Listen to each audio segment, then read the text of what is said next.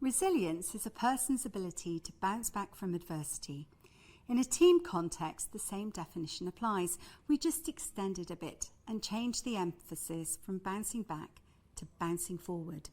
The team support each other to come back from adversity even stronger than before. A team is made up of a group of individuals, and each person has their own level of resilience by themselves. When team members collaborate with each other, meet with each other, or interact in some way, team resilience also becomes important.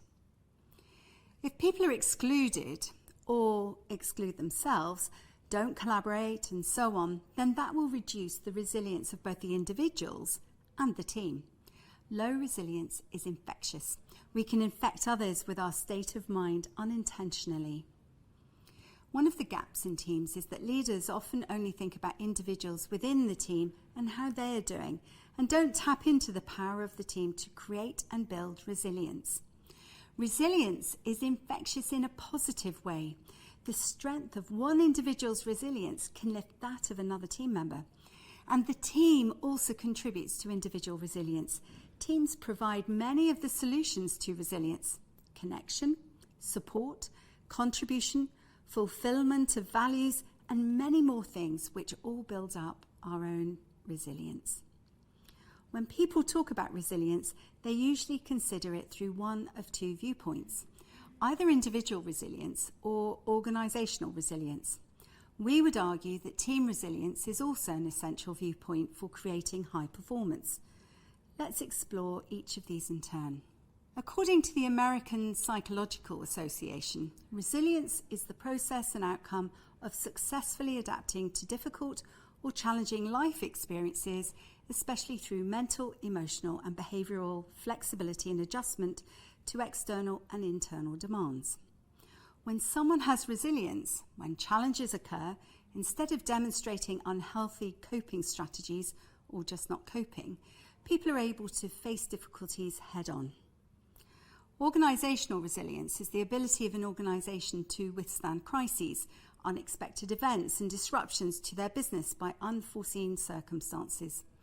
There are plenty of good examples such as pandemics, geopolitical tensions, financial market disruption and supply chain issues.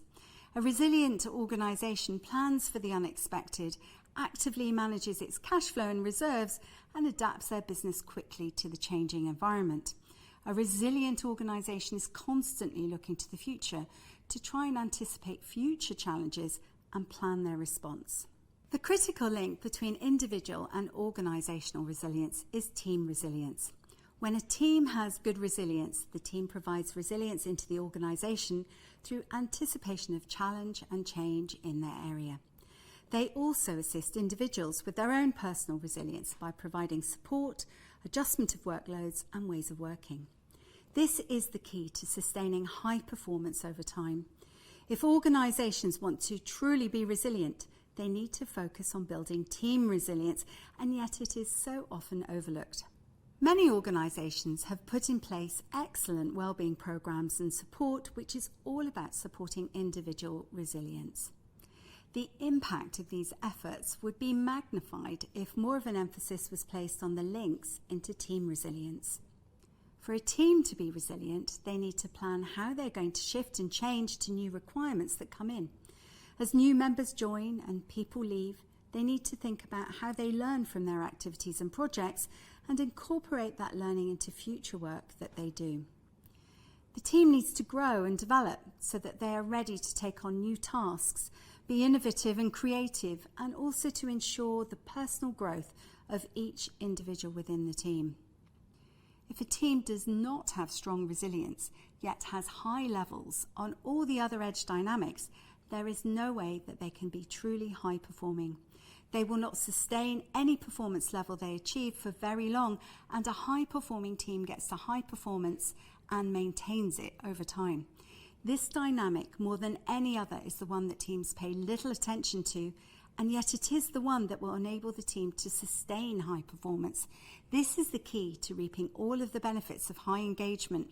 In a resilient team, people feel satisfied in their jobs and deliver incredible results. Team resilience is not just about managing what's right in front of you and being able to bounce forward from setbacks.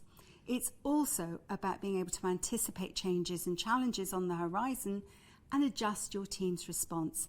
It's about preparing and being proactive for changes that are about to come along short, medium, and long term. High-performing, resilient teams do more with what they have, work smarter, not harder, take proper breaks, celebrate the small wins, laugh together, and believe there is only winning and learning.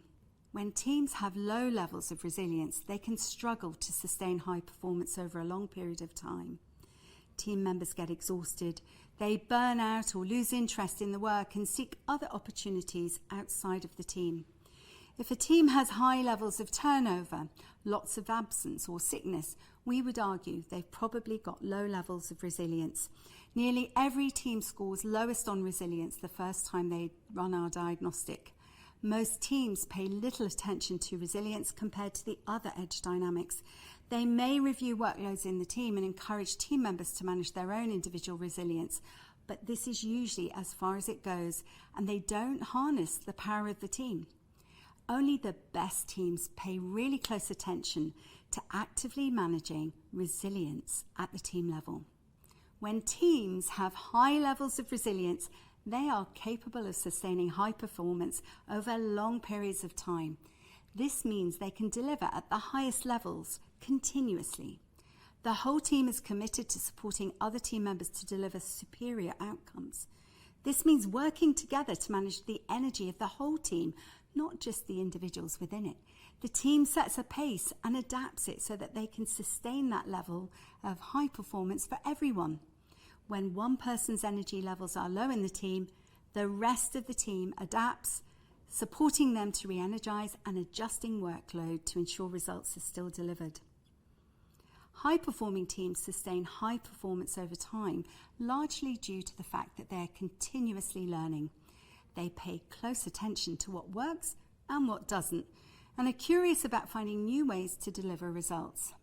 They're always asking the question, how can that be done differently? They use collaboration to simplify complex issues and to come up with innovative solutions together. The emphasis is always on us as a team rather than me as an individual. This means that the burden of results is shared across the team. Individual team members benefit enormously from this, as there are massive opportunities for personal growth, supported by the whole team. When we run a first diagnostic for a team, 99% of the time resilience is the lowest scoring edge dynamic. When we consider why that might be, there are several causes. First of all, resilience is often an afterthought at the team level, if it's considered at all. Teams are unlikely to look at resilience beyond thinking about it at the individual level. There may be many resources available within the organisation which support individuals in the team to manage and develop their own personal resilience. In our experience, it's very unusual for teams to think about resilience together and how to utilise the power of the team.